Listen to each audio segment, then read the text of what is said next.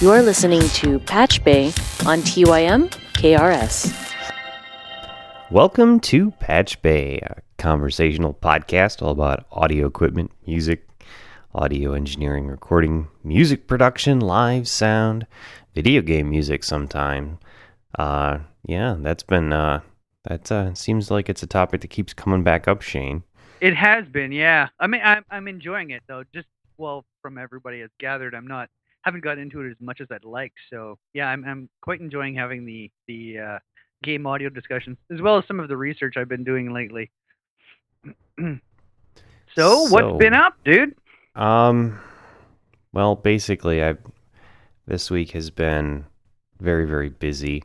I'm trying to work ahead and get all the shows pre-produced and uploaded and queued in advance so that I have some extra time to do some other things. Mm-hmm. I've got my piano, my upright, which is Adam Schaaf 1914 full-sized upright piano. But somebody went through it and redid all the keys, and they took all the player piano bits out of it. It's a really big case because it was a player piano.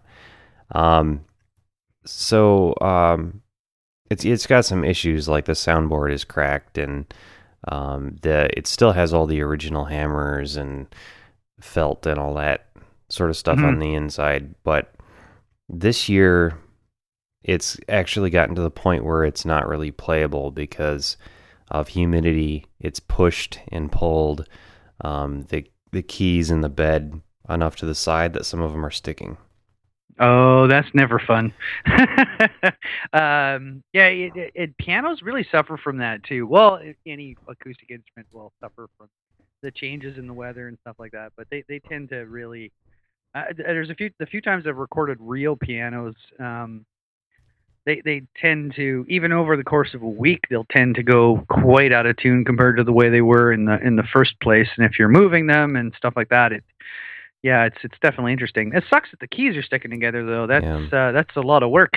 I can live with it being a little out of tune. I don't use it for recording really, more for composing. And as long as it's somewhat in tune with itself, it works fine for that job. Yeah, exactly. But when it starts to have mechanical problems like that, then I actually use the thing all the time for coming up with progressions and melodies and stuff. Just because it's not a recording tool doesn't mean it's not a useful tool in the studio. So right now my living room is just absolutely covered in bits and pieces of piano. Oh, geez. So despite the fact that you're already busy, you decided to rip the piano apart. Yeah, and it's just one of them that needs to be fixed. I mean, my Wurlitzer 206A electric piano needs its regulation to be adjusted because when you press the keys, you got to press them really hard for it to even thwack the tines. Oh, so, right. That needs work too, and gosh, that's tweakery. I don't even know when I'm going to get to it. Well, guitars tend to, well, not all guitars, but at least the electrics that I've had seem to sort of stay where they're supposed to, other than switches and pots and stuff like that. I had an interesting occurrence last week, actually. Speaking of that, one of the guys in my band has a Godin guitar. Have you ever seen them? No. It's a Canadian make. And they're fairly high-end, expensive guitars, and they wire a MIDI pickup in them. They usually have, his has 2 humbuckers, the MIDI out, plus a Pezio on the bridge too, so you can pretty much pull anything you want out of that guitar as far as sounds are concerned, And we were actually picking up an AM radio station with it, and it had in its humbuckers, which was kind of, that usually you would think that would be the last guitar that you'd be picking something like that up on, but I found out after the fact they were active humbuckers, so more gain, yada yada yada, right? Yeah. But it was kind of interesting. It was very the start of the song called Silver F by the Smashing Pumpkins. There's a bit in there at the start of the song that's a sample from a radio, which I'm pretty sure came out of an amp. But anyway, that was kind of interesting. They're neat guitars, actually. If you check them out, it's Godin. But anyway,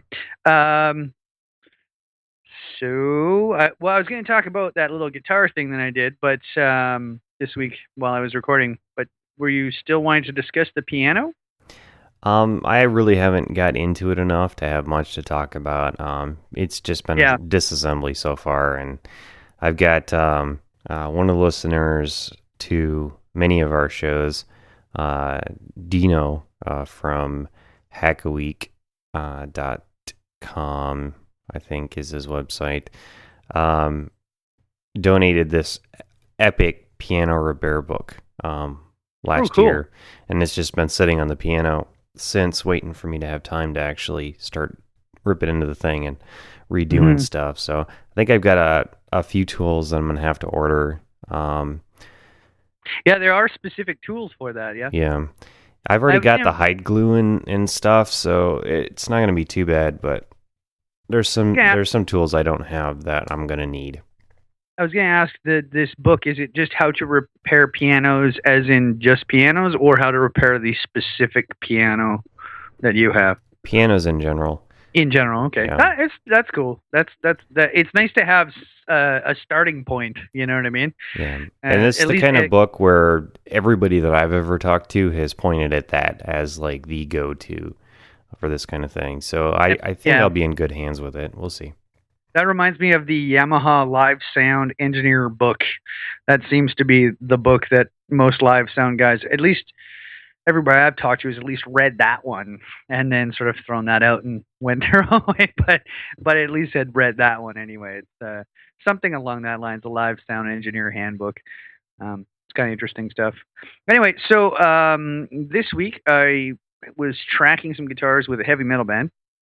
And it was the same band from before, but we were retracking doing some extraneous stuff.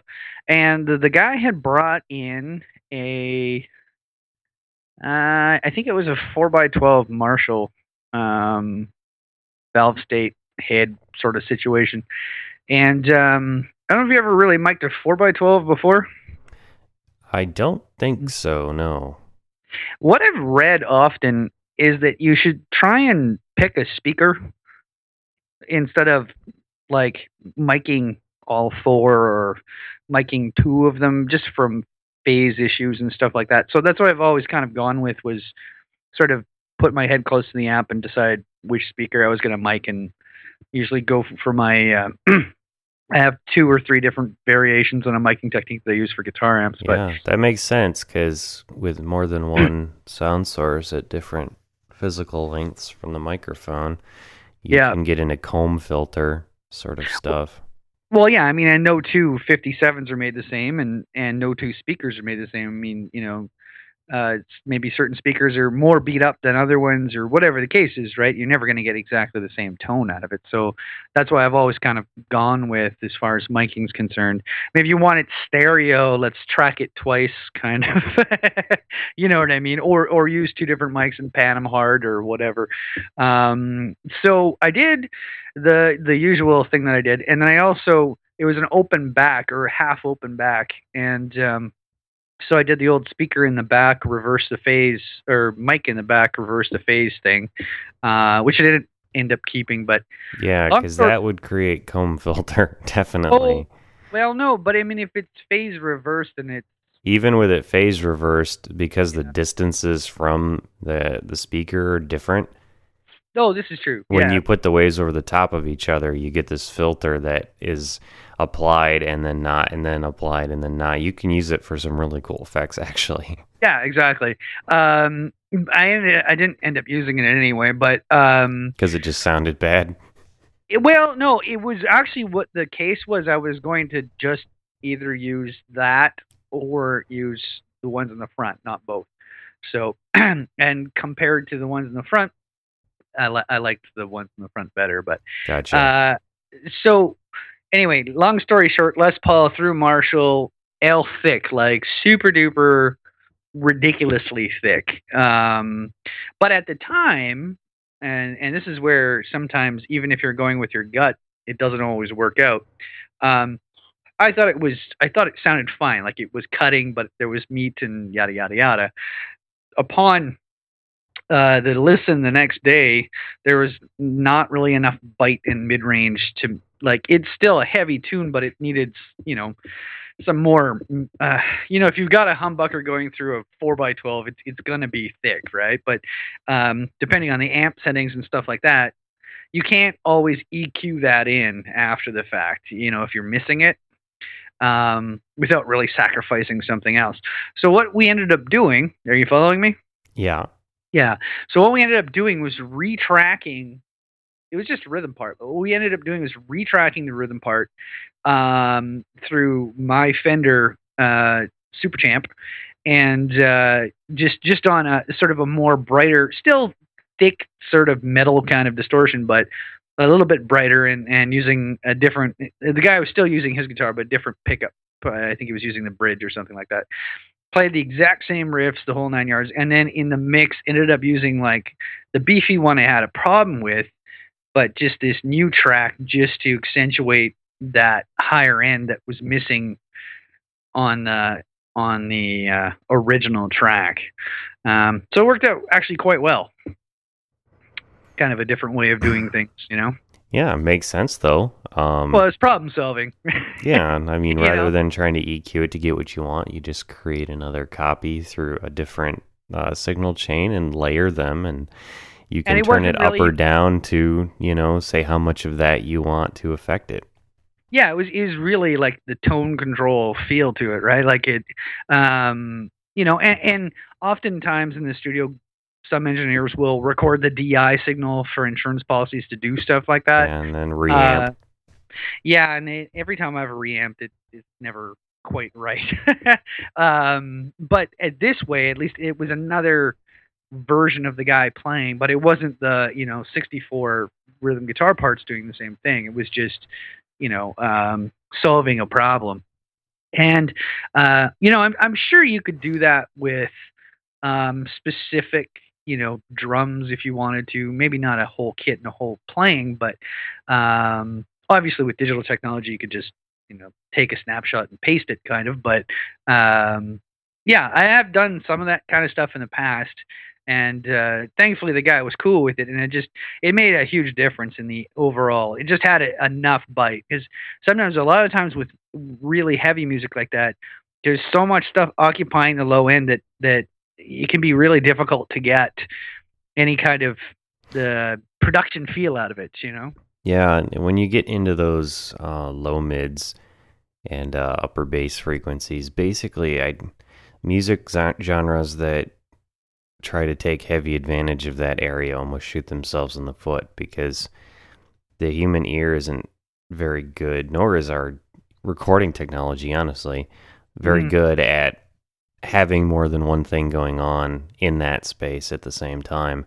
When I'm composing music, I always try to give, especially in the low range, I try to give everything its own frequency range to live in. Yeah, and the thing about metal too is that in a live atmosphere it's quantitatively different, but to try and capture it on a recording, you're never going to get it as brutal sounding as it is live, but because it's sterilized to a degree. I tend to I usually try to approach those records as sort of the like trashy, thrashy kind of sounding, like roomy sort of sounding stuff, rather than it sounding a bit more produced, because it is difficult. Like the one band that sort of sticks out for me as far as doing it the right way was Korn. Like as far as like with the bass guitar, the guy they mic'd him when he was playing bass, and they mic'd his to get the guitar noise and the slap of the fingers and stuff like that, and it really got incorporated into the overall sort of picture, right? So they were really good about having extremely bright cymbals and things like that, so that it still felt like there was a range of sound that you were listening to, and not just like low end kind of schmozzle, as it were. Yeah, there's a lot of frequency there. Use it all. Yeah, exactly. No, exactly. And I mean, the thing is, a lot of guys don't always catch it, but they'll walk in, they want like their guitar to be as thick as possible. But the thing is, like, it's the bass really that does it, like the actual bass guitar. If you have a super thick guitar, it's not really doing anybody any good, really. Yeah, Like it's if you making the bass sound muddier and making the yeah, drums harder to get through. yeah, exactly. Like, if you go in and you mute, like if you listen to a heavy track and then you mute the bass guitar or mute the kick drum, everything sort of, or at least for me, it does not so much become telephony, but you obviously there's root notes being borrowed from the bass guitar sound, Yeah, So totally. if you set it up the right way, and not always, well, you should listen to the musicians, but you shouldn't always go with every single idea that they have. I guess is what I mean. You When don't their need ideas counteract how physics works, then, yeah. I think I would probably go, actually, fellas. This is the correct way to do it. Well, this is the good thing about when you record stuff live to tape or live to Pro Tools or whatever, but you don't pre EQ it, so you can put a roll off on the EQ, and sort of carve your mix. And if they want it all muddy and messy, then just hit bypass on the EQ. You know what I mean? But speaking of which, that's another thing that just sort of popped into my brain. I remember when I was going to school, there was the studio that I was going to school at. There was another actual pro studio next door, and there was like these two engineer guys that worked there, and there was one who was sort of like the older kind of engineer dude that had been around for a while, and there was sort of this young buck guy. And I remember we were standing outside or whatever, and the older guy was hanging out with us, and then this young guy comes out, and he's like, "Man, you got to come listen to this mix." And he like kind of calls us all in or whatever. And I did this whole mix without any EQ. I like made a point of not touching it or whatever.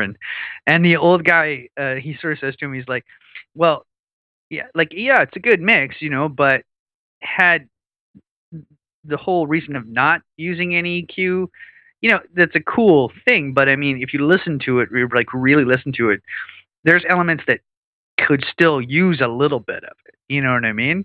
It was just kind of a funny little thing, and he wasn't giving the guy hell for not using it or whatever the case, but just that if you paint yourself in a corner to say I'm not ever going to use this thing, you sort of you're painting yourself in a corner, right? It's just kind of a thing that just popped into my brain. Yeah.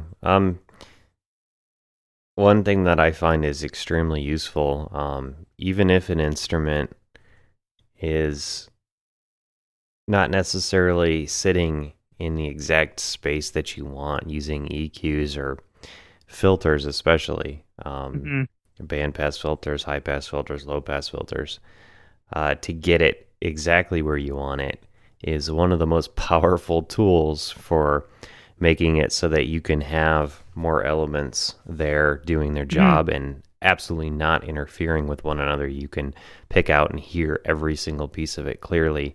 And I think that's really important. Yeah, no, exactly.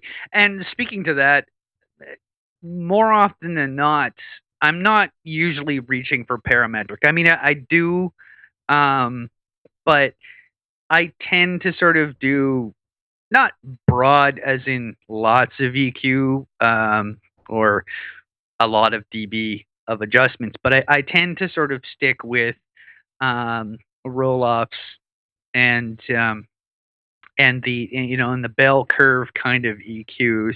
I mean, it really does depend on that. There's certain things, but for your sort of rhythmic kind of instruments, I'll tend to just sort of stick to that. Like I have a specific thing that I usually try and go for on the kick, and it usually requires a little bit of parametric, depending on how I set it up in the first place. But when you get into those really tweaky bands, like where the cue is like so insignificant, it's funny. A lot of guys will do that with EQ on digital EQ because they can see it.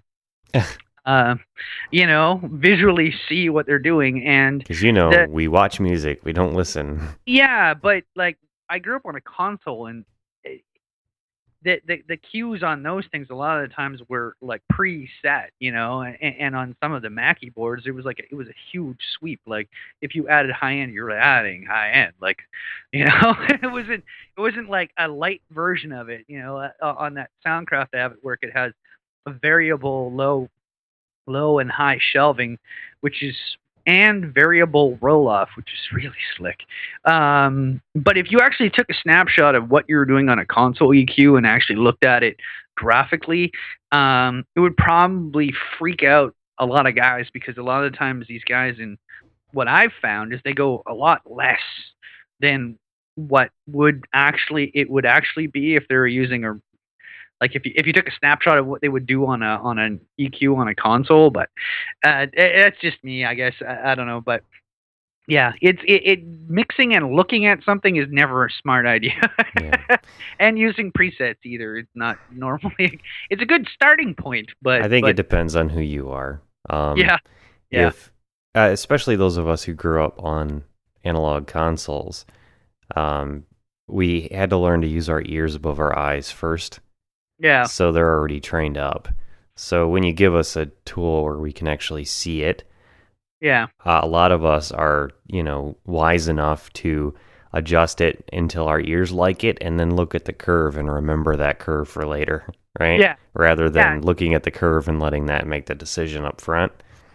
Yeah, letting the curve. Well, what I was getting at with the shelving too is that somebody might go, "Oh, wow, that's like +6, 10K, high end shelving I'm doing," and they might go, "Oh, well, I shouldn't do that," because obviously that's too much. But if it sounds good, just go with it. I mean, I used to do that all the time on consoles, especially if you were dealing with, like a tape transfer that was coming back and was moldy. You needed to try and restore some high end when, you know what I mean? Yeah. Well, other than the hiss, obviously. So, Yeah. I think that's kind of why I brought up the filter thing rather than typical multi-band EQ or parametric EQ or something like that. Because when you attack it with a filter, your curve is very steep typically. Mhm. And you're not even pretending like you're going in there gently. You're just going in with a brute force tool that Mhm. kills everything that you don't want off of there, and just totally takes off any of the, let's say harmonic content, for example. It's gone. What I remember, this one engineer I used to know, he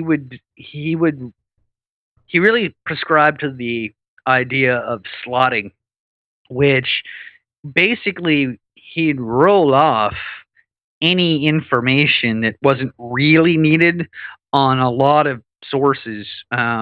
And his typical was 120. So, he'd get a really great mix of like sort of the low end elements, and there wouldn't be much mud and that kind of stuff. But, he'd slot out guitars and vocals and things like that. So you end up with a very balanced sort of audiophile kind of mix where everything, the bass is there and this kind. But then if you listen to it like as a side note, it's like, yeah, but there's there's no low end on it. Like there's no oomph on the vocal at all. Yeah. So the slotting Some things have a bad lot of idea. harmonic content that you don't want to roll off. Right. For example, with a guitar, if you roll off the high end on a guitar, the very high end that we think, humans can't even hear that high end, we can hear that. We may not be able to hear it, but we can feel it. It's where you get the open feeling of it being in a space. If you roll that off of an acoustic guitar, you're going to mess it up. Mm-hmm, mm-hmm. Yeah, and speaking to that too, I remember doing I was EQing a vocal on one of my band's tracks from prior to when I was in the band, but I had sort of a very pop kind of mix and EQ sort of scheme going on, and I was really working hard on trying to get the vocal to really feel right. Like it felt right the way she'd recorded it, but just to make it feel right. And she was sitting there, and because she knows her voice, yeah, I rolled out a little bit of low end here and there to make room for balancing things, and And I was kind of going back and forth between bypassing it and putting in my adjustments and bypassing it. And she could, obviously, because she knew I was doing it, but she could really hear how much it was affecting what she knew was her voice, which is pretty good actually, because a lot of times in my experience, people don't always catch stuff like that, from a mixing standpoint, other than turn my stuff up or turn it down or whatever. But yeah, you have to be really careful and judicious about it especially when you're working with people in the room. So yeah. Anyway, that's my 2 cents on that. Yeah. One thing that I like to do is just hand the singer a 520DX, and then they're completely out of the mid-range, out of the low range, and they're only occupying the upper end as an effect, or sometimes, depending on if the genre will allow it, as just sort of this is what you got sort of thing. And yeah, you can get some really, really good results with that. Who makes that one? Sure, yeah. It's the Green Bullet mic. I'm sure you've... Yeah, I love that mic. That's another thing too about like the 58.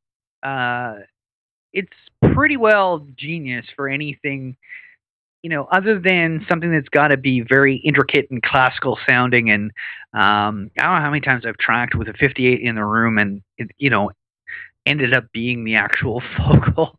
And it's sort of built to it has a bump in the mid range anyway, like where the vocal sits. But yeah, tracking live with sort of a loud rock band. I mean, every song that you've ever heard that was a live version, or even on a lot of records, that was it was either Neumann U87 or it was a 58 half the time on major major hits. So I mean, if it worked for them, right?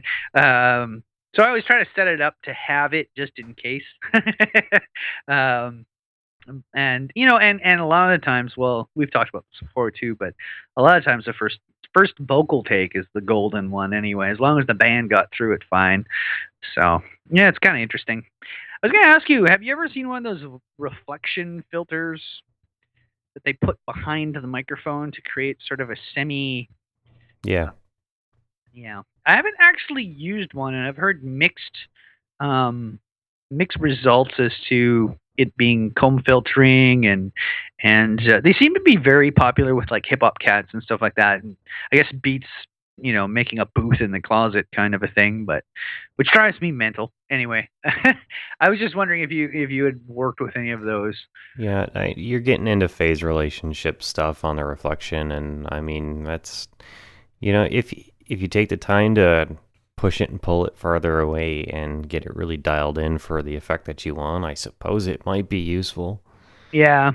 See, I know a lot of guys, it's not a reflection. It's a bad name. The company is called Reflexion or something like that. But basically what it is a little connection that instead of having a pop filter, you would have of course I had to pop my P when I said that, but it's like a mini booth that comes off the back end of the microphone stand and sort of curves around the mic. Yeah. So it's supposed to sort of makes no sense to use it in a vocal booth, obviously, but in a more live room, there's reasons why I could see it could be useful. Yeah, in a live room, if you're tracking with another band, totally. But every time I've ever seen those things in use, they always seem to be in use when there's nobody else in the room. And speaking of that too, like I know a lot of like hip hop guys will record their vocals in a closet. Like they'll pack the closet full and just make enough room for the mic and get themselves in and close the door, and which is I'm guessing partially a monitoring thing when they're recording at home, but it's like the worst idea. They like singing through a sock, really. Like every time guys come in my studio to record hip hop, I have a drum booth and I have a big ass room, and I put them in the big ass room like 9 times out of 10. And it takes them a bit to get comfortable because they're so used to being in a sock drawer when they're doing, but it's a huge difference vocally. Like you get that high end, that openness is really Because humans have been hearing each other that way for a million years or whatever, our brain likes it when that material is there, and when you get rid of it, you're essentially rolling off the high ends when you go into a closet to record like that.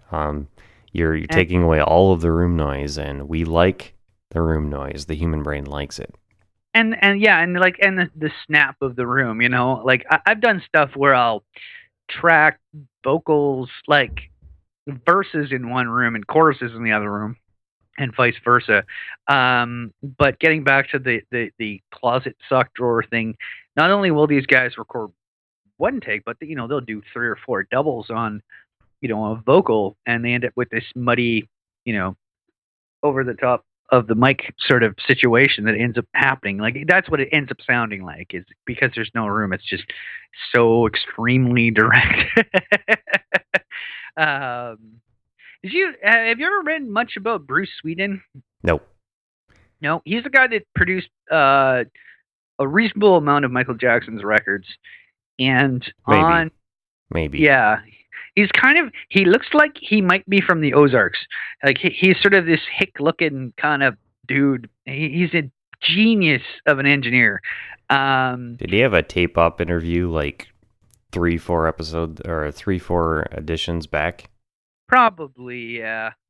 We may have been having a brief discussion about him, but I was reading lately, not in that, but it was in another interview, that when he did stuff on a lot of the Michael Jackson records where you hear Michael Jackson and then you hear like a reverbed reflection of an ow or a ye or whatever it was that Michael would do, this was not ever an actual reverb.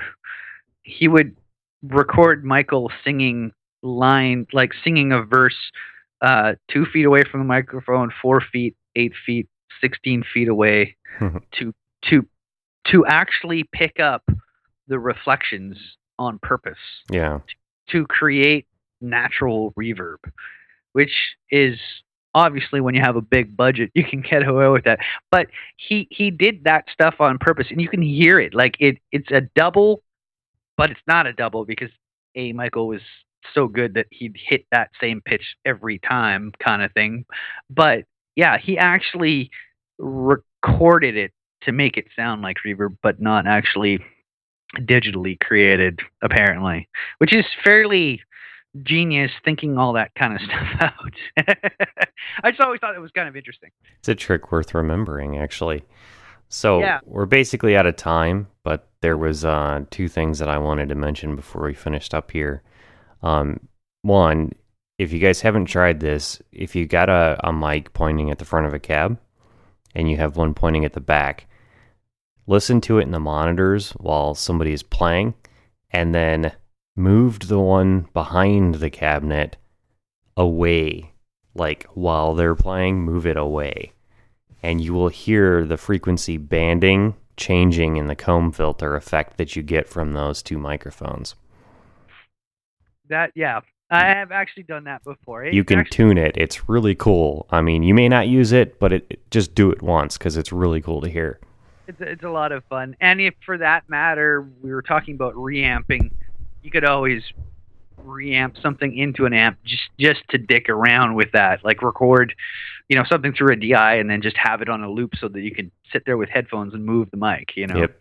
And the other one is, if you're more on my side of things and you do sources that are sometimes things like pure square waves and things like that, throw that thing through a bandpass filter and sweep it up and down while it's playing pure square waves, because they have so much harmonic content. You can almost change completely the character of the effect that you're getting of what instrument it kind of sounds like, just by sweeping the center frequency up and down on a bandpass filter, and the effect is great. So if you haven't played with that, do. That's a lot of fun. I've done that on lots of stuff, not specifically synth parts, but on other things too, as an effect sometimes, and it's a lot of fun. Yeah, the more pure the waveform is to itself, the more the harmonic content is going to come out. Yeah. And this is all about harmonic content. So because synths are so like just blah, this is a perfect wave sort of thing, which can be terrible or it can be beautiful. By throwing a filter on it, you can just absolutely control where it sits and what it triggers in the human brain as to what it sounds like and which role it fills. So play with that if you get a chance or if you do that kind of thing. But we're like 5 minutes over, so we should probably stop. Cool. Sounds good. That was a good episode. Yeah. So thank you everyone for listening. We really appreciate it. You guys can find this show every Friday at patchbay.tv. There's an RSS feed there on the page if you want to automatically download it. iTunes, your phone, whatever. That's it for us. We'll see you guys next week.